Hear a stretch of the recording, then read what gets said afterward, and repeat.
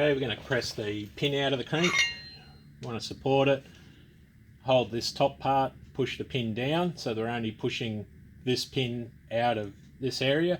You can, if you're really stuck, you can really push them through from one side to the other, but each time you do that you're dragging this much pin through that side and you might wind up loosening it, like you're broaching it or machining that diameter out bigger. So it's best to do it the shortest way possible, just push it out from each side. Now we've got to support this, so we've got a plate that's specially ground to support it. We'll just support the plate so it can't flex, and there's a slot here for the rod to go down as it goes down. So line that up, get some pressure on it.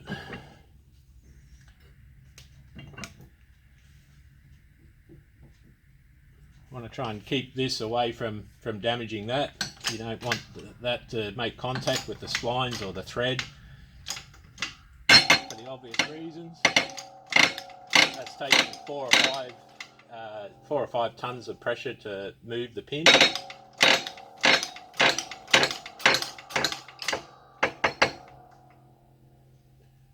Now again, when this comes off, it's going to fall down, so I don't want it to fall down and damage the crank, so I'm trying to hold it, press it back up with my fingers, and that way I can take this out. All this stuff doesn't just wind up in a pile on the floor or on my foot. Okay, so it's out. You can see this crank's pretty well toast. Now we just want to push the pin out of the other side.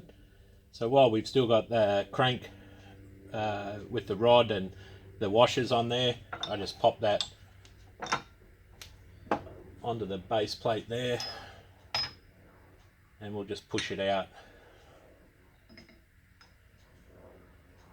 Always handy to have a few bits of old cranks and stuff to use as packing or something to push it. Like that's an old crank pin off something else, and that's a tool from a press tool. But just something, can just be a bit of bar stock or anything you like. Again, you can hear that coming out. It's taking about 5 tons to move it.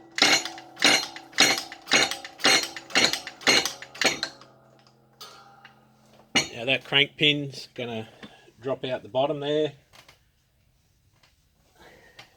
I'll just catch it with a bit of rag down there, so we can give it back to the guy in case he doesn't believe we put a new one in. Okay. So now that's off.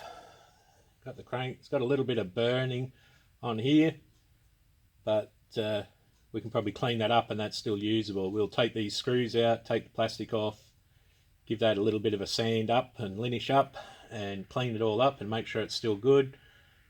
Bearing surface here is still alright, and we'll be able to rebuild her. You can see how badly failed this bearing is.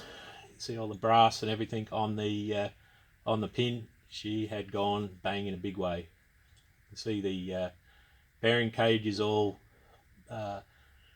disintegrating, and you can see that's what usually winds up floating around in the bottom of your engine and finds its way up on top of the piston and gives you all those little peppered square marks that you see. You can see bits of it there.